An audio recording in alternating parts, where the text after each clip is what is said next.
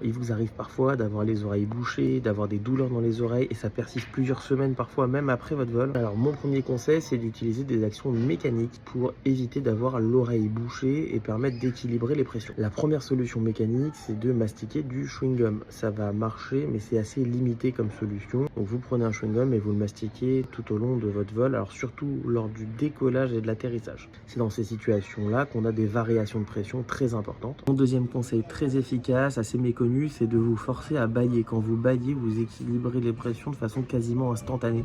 Il n'y a rien de mieux pour ce type de problème. J'aurais une remarque où il faut faire très attention. C'est la manœuvre de Valsalva. Vous vous bouchez le nez et vous soufflez par le nez. C'est très traumatisant pour l'oreille interne et aussi pour le tympan. Donc à éviter absolument. Mon deuxième conseil, mais qui est limité, c'est d'utiliser des protections pour l'avion, qui vont permettre de vous donner plus de temps pour équilibrer les pressions. Et mon dernier conseil, c'est de vous hydrater. Dans l'avion, l'air est très sec et donc il est important de s'hydrater. Le sphère ORL qui est déshydraté fonctionne moins bien et donc équilibre moins bien les pressions. Pensez à prendre des collations lors de votre voyage, avoir une bouteille d'eau avec soi, c'est très important. Et enfin, si vous êtes enrhumé, pensez à utiliser des solutions nasales pour déboucher votre nez et avoir une meilleure aération de l'oreille.